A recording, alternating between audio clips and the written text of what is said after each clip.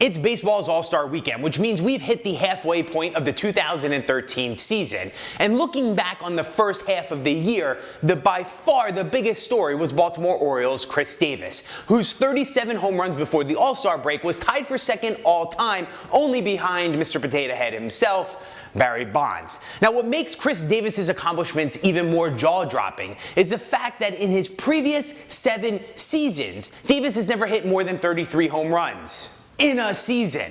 Davis supporters would tell you that at the age of 27, he is now just starting to hit his prime.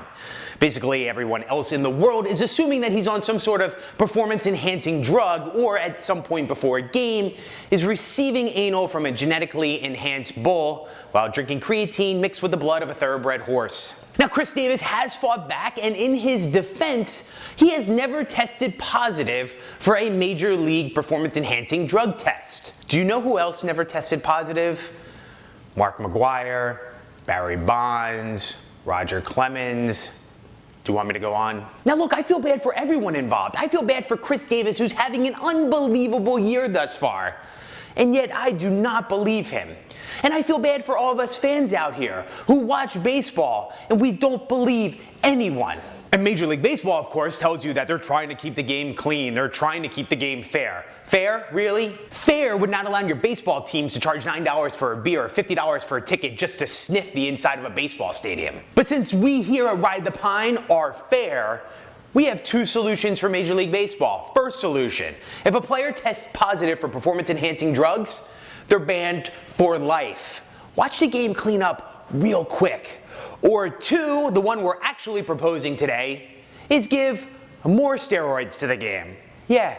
In fact, you could kick it off right before next year's All-Star game, at the Home Run Derby. Let fans get a chance to win the opportunity to inject their favorite players in the butt with steroids. Oh, and I wouldn't allow this millennial HGH or blood doping into my baseball. You would have to do hardcore, anabolic, Hulk Hogan type steroids. You know, the good stuff that made the hairs in Ivan Drago's flat top grow muscles. I want a player to be on so much steroids that he hits a home run 700 feet, and as he's jogging around with a 19,000-inch chest, his testicles detach from his body, roll down his pants leg, and right into the glove of the second baseman, who's like, I wonder if there's steroids inside of these. I want to see players in the dugout before the 9th inning receive a blood transfusion from Jose Canseco, and when they're walking up to the plate to actually hit, they're going to start crying and yelling at the same time because they can't control their emotions. And why stop at steroids? Let's make all drugs legal. Meth, coke, crack, weed, heroin. I want to watch a closer come into the game to throw a 127-mile-per-hour fastball, and he's throwing so hard that his teeth are falling out. He's got pimples on the back of his neck that are growing other pimples.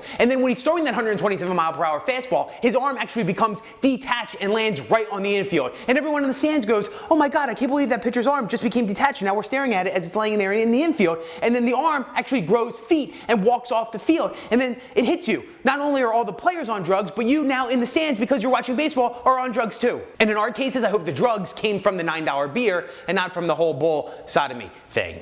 That would be bad. I am tired of being a fan and being the only one who cares about steroids in the game.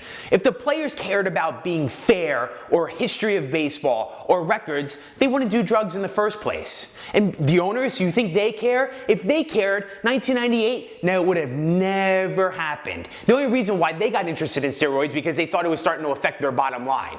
So you know what? Do them all.